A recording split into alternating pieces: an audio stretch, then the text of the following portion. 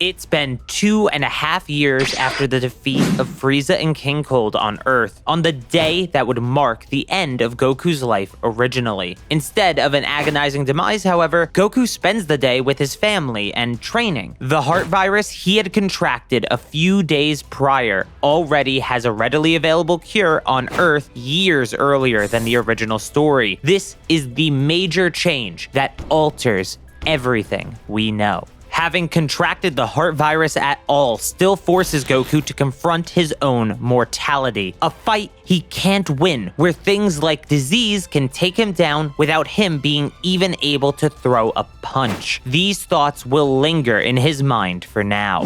Things, by all accounts, are normal. But this seeming peace can only last for so long. 6 months pass and the androids are released onto the world. We don't know what happened to androids 19 and 20 beyond the fact that android 20 was killed by 17 and 18 when they were also released. It's hard to be certain of anything, and because of that, I believe the Z-Fighters never encountered Gero in this timeline. Instead, he met his demise before he could ever face them, leading to the eventual encounter that was shown in the Future Trunks special. So just like the special, Vegeta has managed to also become a Super Saiyan in the 3 years since Frieza, and with Goku around, maybe there is some fleeting hope of beating androids 17 and 18. But as Vegeta charges in, boasting about his newfound power, that hope quickly fades. Even the Super Saiyan was no match for the cybernetic enhancements made by Dr. Gero. Vegeta was managing to hold his own somewhat, but it seemed like the siblings were treating it as a game. They weren't trying to kill him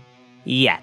Goku can quickly tell that he stands no chance of beating these androids. They're beyond anything they've ever faced before. If Goku fights right now, then nothing changes. He dies alongside the others, and the future timeline remains as it was for the most part. And that's what I said would happen for a very, very long time. Notably, though, there is an alternative. Goku has shown he knows when to fight and when to run. Take, for example, Cell, who he only briefly meets in order to save Piccolo and Ten Shinhan, but chooses to leave him alone until he's gotten stronger in the time chamber. A similar thing happens here. Goku's eyes quickly dart around the battlefield, and he sees that Piccolo and Gohan are near each other. With a heavy heart, Goku teleports to Piccolo and Gohan, grabbing both of them and teleporting to Kami's lookout. Once there, Gohan tells Goku to go back for the others, but he quickly realizes that he can't sense their ki either. After seeing Goku escape so quickly, the android stopped playing around and finished off the others.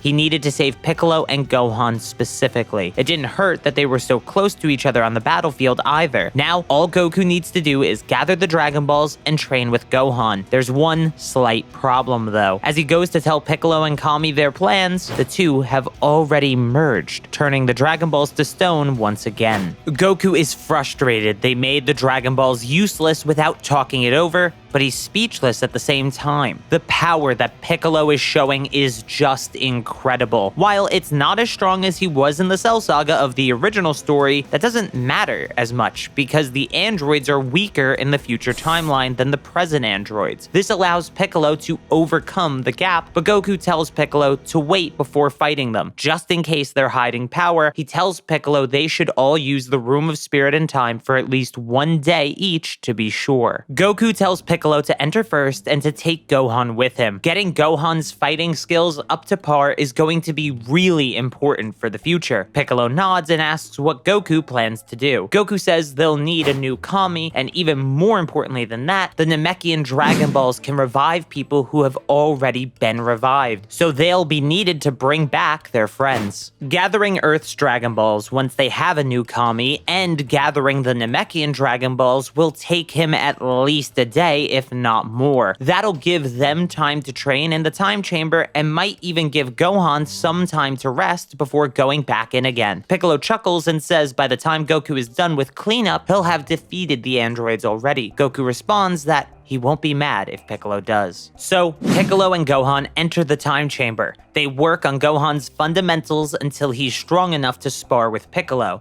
In the meantime, Goku goes to King Kai's planet and asks where New Namek is as he did in the original. Once he arrives on New Namek, the Namekians are appreciative of him defeating Frieza and tell him that they'd be more than happy to help. Goku begins to sense the key on New Namek so he can start going to the separate villages to collect the Dragon Balls. But that's when Goku realizes that restoring Earth now would be way too soon since the androids are still on the loose. He asks the Grand Elder if he can collect the Dragon Balls for him since Goku needs to return to Earth for the moment. He says that won't be an issue and tells him that Dende can become the next Kami of Earth. Goku is grateful for all their help, and with Dende, he returns to Earth. From here, the restoration of the Dragon Balls and subsequently Goku's hunt for them takes place very similarly to what happened in the original story right before the Cell games. By the time all the Dragon Balls have been gathered, Gohan and Piccolo exit the time chamber. Gohan is almost unrecognizable, and Piccolo's power has skyrocketed. Without so much as a hello, Piccolo goes directly to the android's current location, where he plans to finish them once and for all. His Kami side had felt powerless for years now and has become frustrated with his own inaction. This battle will be his redemption as both God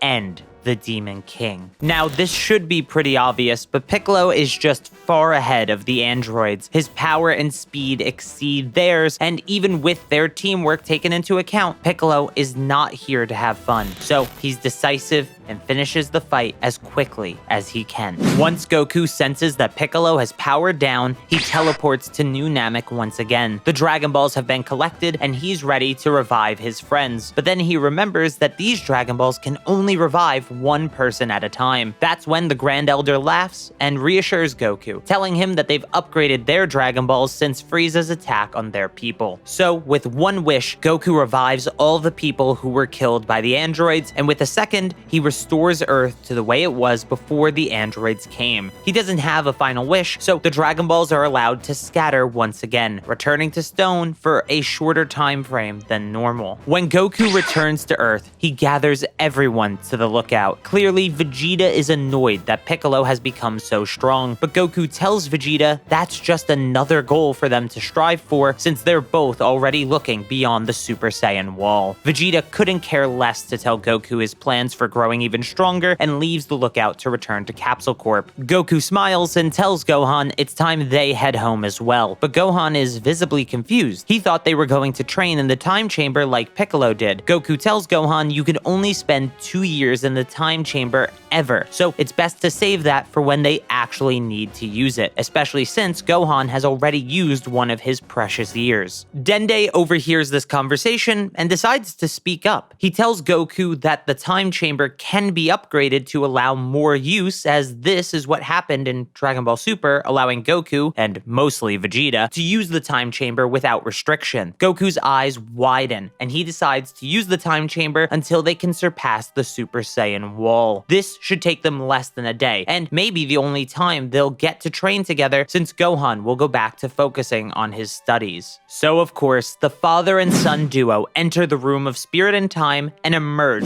21 hours later, the same way they did in the original story. Both are maintaining the Super Saiyan form as if it were their base form when they exit. They have both surpassed Piccolo in every way and are now ready for whatever threats may come in the future. Now, I want to be very clear here. We're technically still in the future timeline, and since this isn't the main timeline where events were altered by time travel shenanigans because there is no time travel, we have a very different path of events to follow. Most notably, Cell and Boo are actually after the point when Beerus is supposed to wake up and seek the Super Saiyan God. This has caused some issues in the fandom as we are forced to speculate what happened to future Beerus before he inevitably dies, since he never visits Earth, of course. But that's really besides the point. Whether he went to Vampa, which is my personal speculation, or he just decided to stay asleep, we aren't sure. All we know is that the Battle of Gods just doesn't happen in this timeline. According to the main timeline, our next stop would be the resurrection of Frieza, but this is just entirely avoided as Goku, a Gohan who still trains to some degree, Piccolo, and Vegeta are all on Earth. Rather than the malicious key they sensed being downplayed, Goku would teleport over to it immediately and stop them from reviving Frieza. Piccolo and Gohan could have done this in canon, by the way, but just don't for some reason. Then, 9 years later, Cell is finally born. Since the androids aren't something Cell can sense, he believes that they're still alive and starts devouring humans in order to gain enough power to absorb them. This doesn't work out for the genetic monster, however, as he has no androids to absorb and not nearly enough power to take on Goku and Gohan, who are just far out of his league at this point. Boo is a lot different in this timeline as well. Babidi was collecting energy in this timeline for over 10 years while in hiding, which allowed the Supreme Kai time to gather Goku and Gohan to train them with the Z-Sword, just as he did with future Trunks in the original story. The notable change here is the fact that Goku would suggest testing the Z-Sword's power earlier than Supreme Kai would, so unlike the future timeline in the original story, we get a world where Elder Kai is released and is able to perform the potential unlock on Goku and Gohan, something Goku even wanted to get done to himself before the Tournament of Power in Dragon Ball Super. With this power at their disposal, they far exceed the power of Super Saiyan 2 future Trunks, and by extension, they are able to stop the revival of Majin Buu like future Trunks did originally, the added bonus being that Supreme Kai is also alive. Now, you may be thinking to yourself that we have a lot of material left to cover, but we really don't. And that's entirely due to the future timeline just being so different from the main timeline in the original story. No meeting Beerus and training with Whis means no Universe 6 tournament, which in turn means no Goku Black Arc, especially due to the lack of future Trunks timeline, aka the timeline without Beerus. This also means Goku never meets Zeno and never gets the second Zeno either. So because of this, there's no Tournament of Power. Now, you may think this leads to universal erasure, but remember, the future timeline, which is our main timeline for this story, is years ahead of the date of the Tournament of Power by the time even Cell is born, meaning Zeno actually doesn't erase the 8 universes with low mortal levels here. No Frieza leaves us with no Broly movie, and nothing else happens actually. As for DBS manga content, well, Moro should have already appeared in the future timeline before Cell and Boo, so since Shin never mentions it, that must mean he never escapes in this version. Without Frieza alive, Granola's revenge plot seems to also be dead on arrival, which means there's literally nothing left to cover. This is legitimate peace for the timeline. Bulma was completely right in the end. Had Goku just been alive the day the androids attacked, had he been there, not to fight, but to retreat, then maybe, just maybe, everything could have been so much better for everyone. Thank you so very much for watching.